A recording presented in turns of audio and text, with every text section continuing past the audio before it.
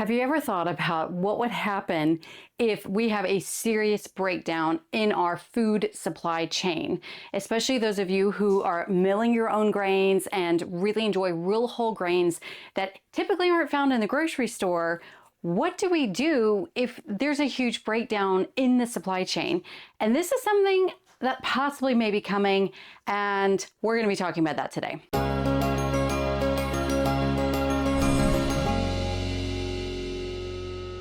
Hey y'all, welcome back to Grains and Grit. My name is Felicia, and on this channel I teach you all about real whole grains, all from a biblical perspective, how and why to be milling your own grains, baking bread, storing grains, prepping with grains, everything with grains. That's what we do here. So if that is your jam, be sure to subscribe to this channel and click the bell icon to be notified of future videos. All right, so why am I talking about this? Because it seems a little morbid, but just bear with me. And that's because recently I actually saw a video of kind of predicting what may happen around the world if this kerfuffle with Iran, war with Iran, whatever you would like to call it, whatever it is the United States and Israel is doing with Iran, if that actually continues, and how that actually will affect us as Americans here in the United States and possibly Canada, especially those of us in the Western hemisphere. Those of you in Europe, you have your own issues. So we're mainly talking about Americans and maybe Canadians. One of the things this video predicted is what it called deindustrialization,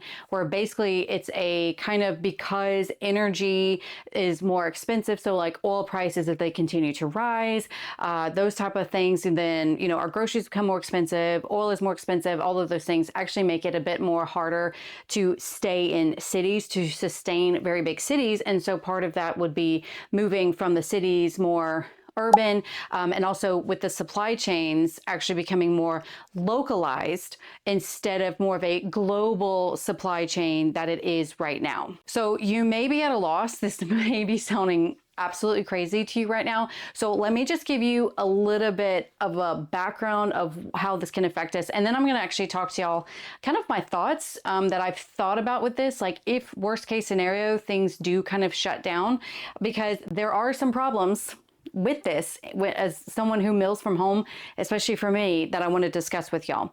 So first of all, a little bit of a background, just in case you don't know about how the world is working with trade. As right now, March of 2026, we still live in very much a global economy where we trade with many countries, we receive things, we import things, we export things, so on and so forth. It's actually very rare now for one country to produce, manufacture, sell like everything in that country without getting something in that chain, that supply chain, from another country. So for example, even our grain mills that may be made in the United States, they may be still having to receive parts from overseas. This may or may not be true. And then of course we have some grain mills that just completely come from overseas. So you have a variety of the spectrum, but bottom line is the way our trade is now. I mean, think about this with even just your groceries. Most likely your beloved avocados are coming from Mexico. If you have certain grains like quinoa, those are from South America. That's just how we are. Global trade. And so this person was kind of predicting of what if this continues and our global supply chain just really breaks down. And I was really thinking about that. How would that work in the field of home milling and grains? Because here's the deal, y'all. I don't grow my own grains. Even more of a big deal, I'm here in Florida. Guess what we don't grow here in Florida? Wheat. We don't grow wheat here in Florida. Now we do have grains. We can grow beans, and corn is a huge commodity crop. It can definitely grow here in Florida. But my wheat, we don't grow here. Like, I don't know of a single wheat farmer in Florida. And this really made me start thinking like, oh, what would I do with this? Because it's not like for wheat berries, for my wheat berries, I can't just go to a wheat farmer that I know here in Florida and buy wheat berries straight from them, and they're only like, you know, within an hour of my house.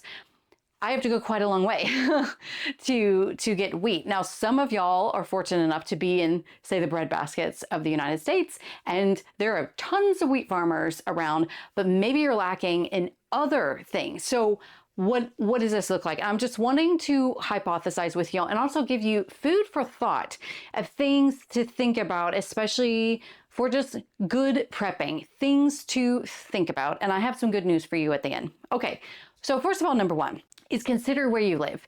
You need to consider where you live. Okay, where do I live and what grows here? So I need to consider specifically in my area. I would actually specifically look at maybe a 3-hour radius or less for you of what just grows in your area. What would you be able to get if the grid goes down and like, I mean, all of that, and you are only having to rely on more of a localized supply chain. So for us, that means, again, corn grows a lot here. I would need to find someone who's more organic, not the GMO corn that's grown for the commodities, but we can definitely grow corn. Beans are also grown here as well. And then of course, you know, a variety of fruits and vegetables. What grows here in Florida really well is watermelons in the summer. Sweet potatoes grow very easily well. We generally have sandy soil in my part of Florida, and sweet potatoes grow very well. Also, peppers grow very well. So these are all the things that I just know living here where I live of what grows here. If you are new to your area, so I'm a native Floridian, so like I just look around and just know what grows here. If you are new to your area, check with, usually there's those extension offices. So each state, it's usually partnered up with some sort of state university. For Florida, that is the University of Florida, and pretty much every county has, we call them the extension offices. I'm not sure if other states call it something different, but it's tied to the University of Florida. And that's basically where you can go and ask questions in regards to what grows here. I know here they'll even like test your soil for you. They do all kinds of great things, and most of it is free. It's actually really cool. So if you don't know what grows well in your area, ask your local extension office. But that's the biggest thing that I would do first is see what grows well in your area. See what you can get localized, and then you can then branch out from there. Now, specifically talking about in the world of home milling, there is actually good news for us, because even though I am in Florida and we don't have wheat farmers, I buy directly from wheat farmers, and those wheat farmers ship the grains to me via like FedEx or UPS. So as long as the mailing system is working, you know, if I can still buy directly from the farmer and be able to ship my grains to us. I think this is something is a comforting thought to us who mill our own grains, is the fact that we're already used to not just going down to the grocery store for this anyway. And so you already probably have relationships with farmers, with places that you like to buy those grains. And do know, if you don't know where to buy grains, just go to grainsandgrit.com/buy grains. And I have a list of companies that I love to work with, the farmer, and some of them are farmers, some of them are distributors. All really depends, but that's an excellent place to start. Obviously not an exhaustive list, but these are companies that I personally have experience with and recommend. So that's one thing, is you need to start now. Start knowing, you know, whatever farmers you can, how they can get to you. And if you're not relying on basically just picking things up from the grocery store, that is a huge step in the right direction. The third thing that you can do to prepare for this is to be aware of any co-ops or starting a co-op. So what I mean by co-ops, these are co-ops like the big dogs out there, like Azure Standard, which they're pretty much nationwide. The great thing about Azure Standard is that they like have everything, I mean, food wise, pretty much, not just grains. So even like, I actually love buying my honey, my oil, my butter from them, because it's good pricing, and I can buy in bulk, and it just gets delivered to a drop a certain time each month. I order online, it comes to a drop, and then I go and pick it up. And do you know, anything that I mention here, I will link in the description box below for y'all so you can check it out. But Azure Standard is an example of the drop. Bread Beckers would be another example. They are limited right now more to the southeastern part of the United States. They also, of course, specialize predominantly in grains. Some other things as well, like yeast, I think like honey and oil. So like everything you need with bread baking and home milling, they definitely have. But their co-ops are generally every quarter. But that's an excellent way, because each of these, what makes it a co-op is they have their own driver. So like they have their own supply chain, basically, to get the food to you. Other options is where you can maybe start one. So I know that there are some companies, the only one that pops in my mind right now is, say, Pleasant Hill Grain, where if you purchase like a pallet of grains or whatever it is, they can give you, I think they can give you like reduced cost. So this is something where if you have friends and you want to go in together and they can actually deliver it to you like on a big semi truck, I don't, however they get it to you, that's an option as well. So just getting a group of y'all and you kind of make your own co-op is certainly an option. But the beauty of these co-ops is that it's more of a direct supply chain and you're not having to rely on like the big supply chain, that big farm, big agriculture, big grocery stores, and everyone like that relies on. It's kind of our back way of getting things on our own. The only downside to this is it really depends on where they are getting their products. So there are places like Azure Standard where their products may come from outside the United States. I know that they get some of their oats, I know from Canada, some of their wheat may come from Canada.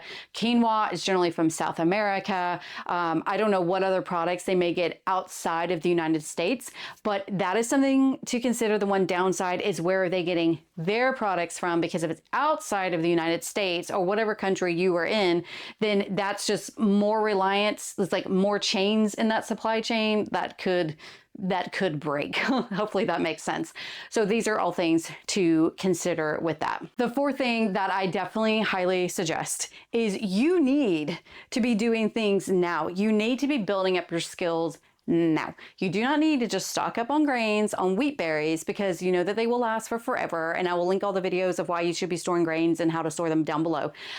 So you need to be building these skills now. You need to be very comfortable with milling your own grains now and baking bread now when it's easy and convenient and not in a very stressful situation where you're now needing to feed people. Maybe even learn how to cook food, to bake bread completely manual, no electricity. Good news, I have a video where I did that right after a hurricane and I had no power and I baked bread in a grill, milled by hand. You can check that down below. But you need to kind of practice these things now and get comfortable with it. Or at the very least, you are so comfortable with cooking from scratch and, milling your grains, things like that, where if you got to switch to worst case scenario over a fire, you kind of know what to look out for.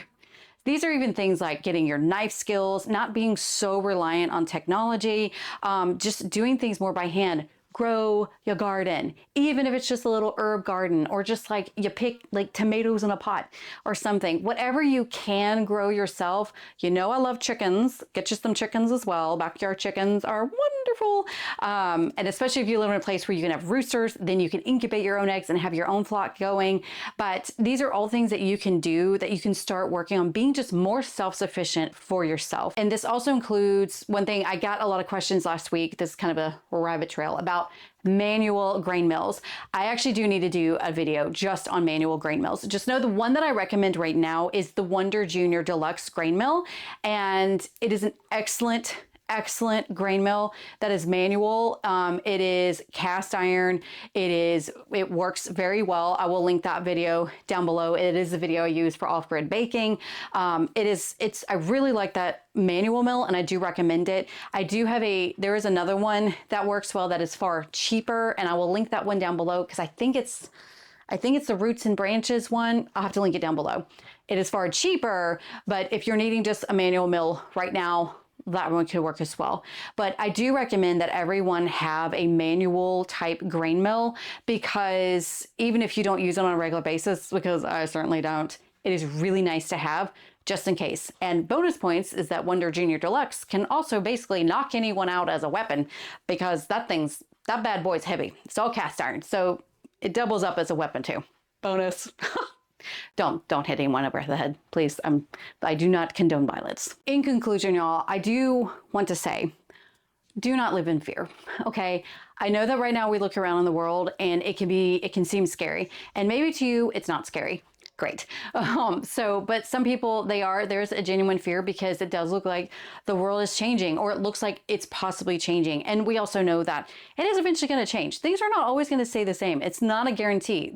All these empires and countries throughout time, many of them went through economic failures and hard times. We've seen that ourselves. Hello, COVID.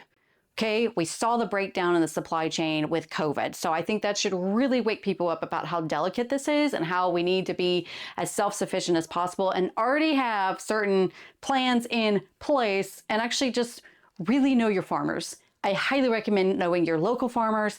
And if you have something like wheat berries and you need to get it from someone, try to find a local, or sorry, not a local, but try to find a farmer that you can buy direct from, because it's far easier to figure out how to get it from the one farmer to you than like going through multiple chains in the supply chain. So the less complicated we can make this, the less chains in the supply chain, the better. Don't fear. We are called as Christians to not fear. God's got this, and we do just need to continue to walk with him. And I also know that if we continue to walk with him, that he will provide. We just need to pray, and we need to ask and walk with him and trust that he will take care of us even when things get bad. And I know this from personal experience because my husband has been shot multiple times and is now paralyzed. So speaking as someone who's been through some hard times, the Lord takes care of you every step of the way, and it's an incredible thing to see. So, different video this week. I know I'm kind of like on a prepper kick right now, but I'm getting a lot of questions about this, and so I'm like, oh, I need to address this and answer questions. So I want y'all to comment below of what manual grain mills you are familiar with, and maybe even what you recommend as far as manual grain mills.